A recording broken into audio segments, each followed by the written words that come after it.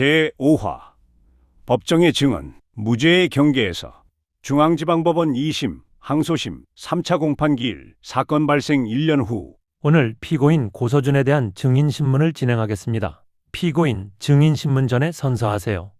양심에 따라 숨김과 보탬이 없이 사실 그대로 말하고 만일 거짓이 있으면 위증의 벌을 받기로 맹세합니다. 선서하였습니다. 피고인 측 변호인 신문하세요. 피고인은 피해자 김수지와 어떤 관계였습니까? 저는 수지와 만나는 사이였습니다. SNS를 통해서 처음 연락했었는데 수지가 먼저 돈이 필요하다고 말했습니다. 그래서 어떻게 하셨습니까?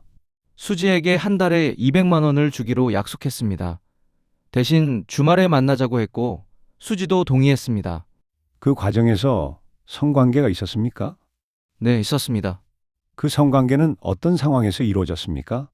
처음에는 수지가 돈을 받기 위해 자발적으로 성관계를 했습니다. 우리는 금전적 거래 관계였습니다. 사건 당일 상황을 말씀해 주시겠습니까?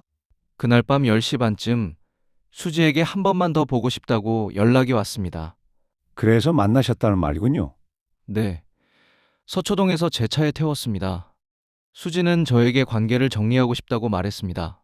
그럼 피고인은 피해자의 이별 통보를 받아들이셨습니까? 네. 당황했지만 수지의 결정을 존중하려고 했습니다. 그런데 피해자가 사망한 건 어떤 상황에서입니까? 모텔에 들어갔을 때 수지가 갑자기 약을 꺼냈습니다.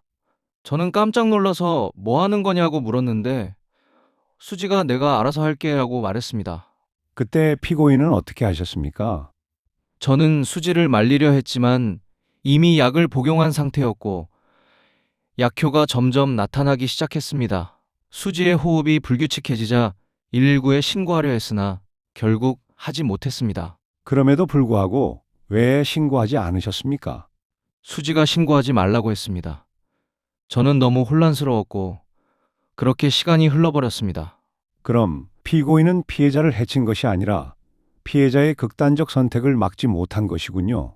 재판장님, 변호인의 질문은 유도적입니다. 변호인 객관적인 질문으로 진행하세요. 알겠습니다. 피고인이 현장에 있었던 당시 피해자의 의사에 반하여 어떤 물리적, 심리적 강제를 가한 사실이 있습니까? 저는 강제로 한 일이 없습니다. 알겠습니다. 이상 신문을 마치겠습니다. 검사 반대 신문하세요. 피고인, 이전 1심 법정과 증언이 다릅니다. 그건 제가 기억을 정확히 하다 보니 어디서부터 잘못된 것 같습니까? 피고인은 1심에서 모르겠습니다. 저는 억울합니다 하고 진술했습니다. 그런데 오늘은 수지가 자발적으로 약을 복용했다고 말하고 있습니다. 진술이 달라진 이유가 무엇입니까? 제가 기억을 되짚어 보니 피고인, 변호인으로부터 이번 증언의 내용을 사전에 전달받은 사실이 있습니까? 아닙니다. 정말입니까? 피고인이 구치소에 수감돼 있을 당시 변호인이 여러 차례 면회를 갔습니다. 그때마다 어떤 대화를 나눴습니까? 기억이 안 납니다. 피해자의 DNA 샘플에서 피고인의 유전자가 검출됐습니다. 이는 두 사람 사이에 성관계가 있었음을 의미합니다. 네, 성관계는 있었습니다. 하지만 수지가 동의한 관계였습니다. 피해자의 휴대전화에서 확인된 피고인과의 대화 기록을 보면 피고인은 지속적으로 수지를 협박하는 내용의 메시지를 보냈습니다. 협박이요? 넌 내 말을 들어야 해. 그렇지 않으면 너희 아버지에게 모두 말해버리겠다. 이런 내용의 문자입니다. 저는 그런 의도는 아니었습니다. 그렇다면 어떤 의도였습니까? 피고인은 피해자의 남동생에게까지 연락해 이 일을 누구에게도 말하지 말라고 누나에게 전하라고 협박했습니다. 저는 그저 이 사실이 외부에 알려지지 않기를 바랐을 뿐입니다. 왜 알려지지 않기를 원했습니까? 만약 죄가 없다면 왜 증거를 인멸하려고 했습니까? 저는 제 가족이 이 사실을 알게 될까봐 두려웠습니다. 피고인은 피해자를 죽음에 이르게 한 뒤 자신의 범행을 감추기 위해 모든 증거를 없애려 했습니다. 이것이 무고한 피해자의 죽음과 무관하다고 말할 수 있습니까? 제가 잘못했습니다. 저는 법정 복도. 검사님, 이게 정말 효과가 있을까요? 아버님, 제 생각에는 재판부에서 고서준의 증언을 신뢰하지 않을 겁니다. 그렇다면 2심에서도 유죄가 선고될 수 있다는 말씀이십니까? 솔직히 말씀드리면 핵심 목격자 증언이 흔들린 상태라 단정하기는 어렵습니다. 그럼 우리 수지는 결국 아버님, 아직 판결은 내려지지 않았습니다. 지금은 재판부의 판단을 기다릴 수밖에 없습니다. 법무법인 공생사무실. 변호사님, 고서준의 증언이 충분했을까요? 충분해. 검사가 반박을 시도하긴 했지만 고서준의 진술은 끝까지 일관성을 유지했잖아. 하지만 검사의 반박도 상당했습니다. 특히 협박 메시지들 말입니다. 메시지 해석의 문제일 뿐이야. 우리는 피고인이 단순히 관계가 알려지는 것을 우려했을 가능성을 제시했고 그 정도면 충분해. 알겠습니다. 이제 남은 건 판사의 판단뿐이야. 그리고 내 예상이 맞다면 판사는 합리적 의심의 여지가 충분하다고 볼 거야. 무죄 선고가 가능하다는 말씀이십니까? 가능한 수준이 아니라 확정이야. 소민식의 집. 여보, 또 그 사건 보고 있어요? 아니야, 별거 아니야. 여보, 뭔가 마음에 걸리는 게 있는 것 같은데. 나 잠깐 나갔다 올게. 바람 좀 쐬고 싶어. 여보, 중앙지방법원 2주 후 2심 선고일. 본 재판부는 다음과 같이 주문합니다. 원심 판결을 파기하고 피고인 고서준에게 무죄를 선고합니다. 피고인의 행위는 피해자의 동의하에 이루어진 것으로 판단되며 관련 목격자 진술은 신빙성이 부족합니다. 또한 DNA 증거는 성관계의 존재를 입증할 뿐 강제성이 있었음을 증명하지는 못합니다. 더 나아가 피해자의 사망 경위 역시 피고인의 강제적 행위와 직접적인 인과관계를 인정할 만한 증거가 부족합니다. 뭐라고? 무죄? 법정 복도. 저는 이 모든 일을 겪으며 제 결백을 항상 믿어왔습니다. 피해자 유족에게 전하고 싶은 말씀이 있으십니까?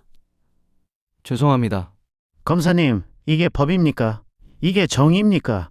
아버님, 죄송합니다. 저 역시 이 결과가 쉽게 믿기지 않습니다. 이제 우리 수지는 억울해서 어떡합니까?